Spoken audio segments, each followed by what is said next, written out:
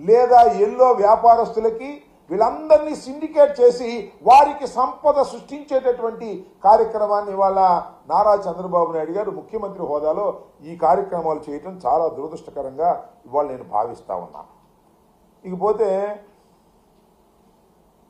కొత్త పాలసీ వచ్చిందిగా, మీరు చూశారుగా, మద్యం. ఇంతకుముందు రిటైల్ షాపులన్నీ కూడా రాష్ట్ర ప్రభుత్వమే రిటైల్ షాపులు పెట్టి ఫిక్స్డ్ రేట్స్ పెట్టి ఫిక్స్డ్ టైమింగ్స్ పెట్టి దానిలో కొంతమందికి ఉపాధి కల్పించి తద్వారా లిక్కర్ అమ్మేటటువంటి కార్యక్రమం చేసి అవుట్లెట్స్ అన్నీ కూడా, రిటైల్ అవుట్లెట్స్ అన్నీ కూడా సక్సెస్ఫుల్గా జరిగాయి. ప్రభుత్వానికి కూడా ఆదాయం వచ్చింది. వాల్యూమ్స్ ఆఫ్ ది లిక్కర్ వాడకం తగ్గింది. అంటే వాడకం తగ్గింది అంటే కన్సంప్షన్ తగ్గింది. అంటే తాగేవాళ్ళు తాగనంత ఇటువరకంత విచ్చలవిడిగా తాక్కోకుండా ఉండేటటువంటి ప్రయత్నం చేసి కొంత మేరకు నియంత్రించేటటువంటి కార్యక్రమాన్ని వైఎస్ఆర్ కాంగ్రెస్ పార్టీ అధికారంలో ఉన్నప్పుడు, జగన్మోహన్ రెడ్డి గారు అధికారంలో ఉన్నప్పుడు మేము తీవ్రంగా ప్రయత్నం చేశాం.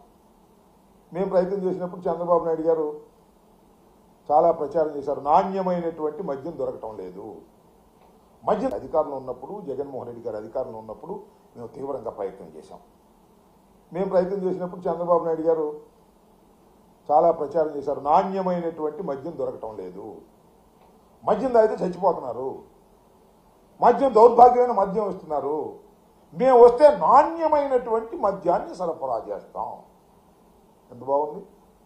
చంద్రబాబు నాయుడు గారు నాణ్యమైనటువంటి మద్యాన్ని సప్లై చేస్తామని చెప్పేసి 99 రూపాయలకే క్వార్టర్ అని చెప్పి పెట్టారు.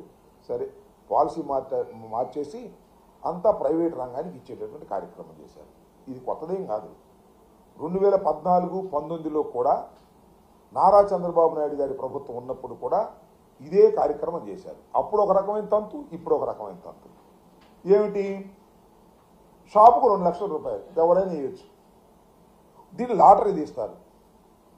లాటరీ తీసి ఆ షాపు ఎవరికి వస్తే వాళ్ళకి ఇస్తారు. చూడటానికి బాగుంది కదా. చేసేది ఏంటంటే కొన్ని చోట్ల జరుగుతున్నది, ఇంతకు ముందు కూడా జరిగింది.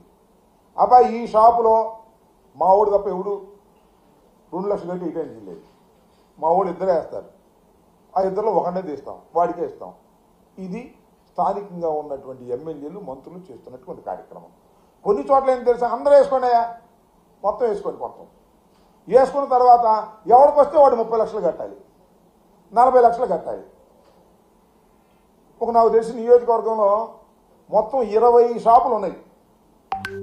20-30 అంతా 6 కోట్లు. ఎవరైనా షాప్ వేసుకోండి, లాటరీలో ఎవరికన్నా రానియండి, ఒక్కొక్కడు వచ్చిన వాడు షాపు పెట్టుకోవాలంటే 30 లక్షలు ఎమ్మెల్యే గారి కట్టాలి. కట్టలేదు, ఎట్ట వ్యాపారం చేస్తాడు చూస్తాం. ఎక్సైజ్ సిఏ వెళ్తాడు, ఎక్సైజ్ డీసీ వెళ్తాడు, అది లేదు ఇది లేదు బట్ అయినా అంటారు. వాడేమో ఫీజు కట్టుకోవాలి 60 లక్షలు 70 లక్షలు. వీళ్ళు అడ్డం పడితేనేమో సాగదు. బ్రాందీ వ్యాపారం మనం చిన్నప్పటి నుంచి చూస్తున్నాం. ఎక్సైజ్ డిపార్ట్మెంట్ కోఆపరేట్ చేస్తే తప్ప వాళ్ళు చేయలేరు. వాళ్ళ మీద కేసులు రాసేస్తారు, మూసేస్తారు, షాపుకు సీలేస్తారు. షాపుకు 30 లక్షలు కట్టకపోతే నా నియోజకవర్గంలో ఎవడికి కూడా షాపు దక్కనివ్వను, వ్యాపారం చేసుకొనివ్వను. రౌడీ మామూలుగా నాకు వాళ్ళు ట్యాక్స్, లోకల్ ట్యాక్స్. ఎంత దౌర్భాగ్యం ఉండేది నాకు అర్థం కాలేదు. ఏమండి చంద్రబాబు నాయుడు గారు, మీరు ప్రజలకు ఏమి ఇచ్చారు వాగ్దానం? నాణ్యమైన మద్యం ఇస్తా అన్నారు. నాణ్యమైన మద్యం ఎలా ఇస్తారో రాబోయే కాలంలో చూస్తాం. అది సంగతి అట్టే పెట్టండి. ఇదేంటండి ఈ అన్యాయం? 30 లక్షల రూపాయలు ఒక షాపు లాటరీలో వాడికి వస్తే 30 లక్షల రూపాయలు ఎమ్మెల్యే గారు కడితే వాడు వ్యాపారం చేసుకున్నట్టు, లేకపోతే వ్యాపారం చేసుకున్నట్టు. ఇంత దుర్మార్గమైనటువంటి సాంప్రదాయాలను మళ్ళా మీరు తీసుకొస్తున్నారు. ఓసారి తీసుకొచ్చి తుక్కుతుక్కుగా ఓడిపోయారు. 2014-19లో కూడా ఇంతే. అప్పుడు పెద్ద విచిత్రం ఏంటంటే అసలు ఎవడైనా సరే లాటరీకి 2 లక్షల రూపాయలు కట్టే నాకు చెప్పకుండా కట్టి నేను ఊరుకోండి అభాయించారు. అటాయి కొన్ని చోట్ల జరిగింది, కొన్ని చోట్ల దాన్ని భిన్నంగా చేశారు, డబ్బులు వసూలు చేశారు, నాశనం అయిపోయారు. వ్యాపారస్తులు నాశనం అయ్యారు, వసూలు చేసినటువంటి ఎమ్మెల్యేలు కూడా నాశనం అయ్యారు ఓడిపోయి. ఇవాళ కూడా అదే పద్ధతిని ఇవాళ ఇక్కడ తీసుకొస్తున్నారు. చాలా దురదృష్టకరమైనటువంటి పరిణామం. మొత్తం ఎంత విచిత్రం అంటే మొత్తం ఉన్న షాపులు ఎన్నాయంటే 3,396 షాపులు ఉన్నాయి. మొత్తం టోటల్గా నోటిఫై చేసినటువంటి షాపులు. స్టేట్ వైడ్గా దానికి నిన్నటి వరకు అందినటువంటి అప్లికేషన్లు ఎన్ని అంటే 8,274 అప్లికేషన్లు మాత్రమే అందాయి. అంటే దీనిలో రాష్ట్ర ప్రభుత్వం ఏ ప్రభుత్వం అయినా దీ పాలసీ ప్రకారం ఆశిస్తున్నది ఏమిటంటే నాన్ రిటర్నబుల్ 2 లక్షలు వేస్తే ఒక్కో షాపుకు 20 మంది వేస్తే ఎంత ఎక్కువ మంది డబ్బులు ఇస్తే అప్లికేషన్ పెడితే అంత ఆదాయం ఫస్ట్ ఫేజ్లో ప్రభుత్వానికి వస్తుంది. ఇవాళ అసలు ఎయిట్లా వేస్తే ఊరుకోమంటున్నారు, భయపడుతున్నారు.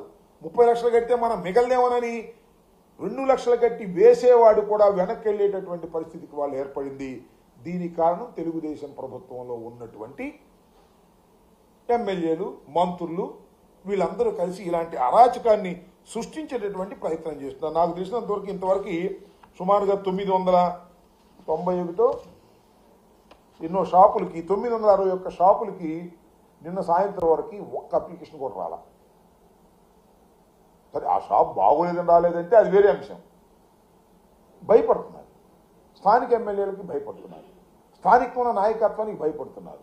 30 లక్షలు అన్నాయివ్వండి, మాకు 50% వాటా అన్నాయివ్వండి, మేము చెప్పినోడు ఇస్తేనే మీరు షాపులకి కట్టండి ఫీజు, లేకపోతే కట్టొద్దు, వచ్చినా కూడా అంతే ఇవ్వాలి. ఇలాంటి అడకత్తెరలో పెట్టి బ్రాందీ షాపుల వ్యాపారం చేసుకోవాలని ముందుకొస్తున్న వాళ్ళని హింసించేటటువంటి కార్యక్రమం చేసి ప్రభుత్వానికి నష్టం చేసేటటువంటి కార్యక్రమం చేస్తున్నారు. ఇది చంద్రబాబు నాయుడు గారు తెలుసో తెలియదా? 100% తెలుసు. ఆయన తెలియబట్టే ఆయన ద్వారానే లోకేష్ గారి నాయకత్వంలో ఈ కార్యక్రమాలన్నీ జరుగుతున్నాయి. దానికి కారణం ఏంటంటే సంపద సృష్టిస్తున్నారు. ఈ రాష్ట్రంలో సంపద సృష్టిస్తున్నారు. ఎవరికి? తెలుగుదేశం పార్టీ ఎమ్మెల్యేలకి సంపద సృష్టించే కార్యక్రమం చేస్తున్నారు. అదేంటంటే ఇది మంచి ప్రభుత్వం అంట.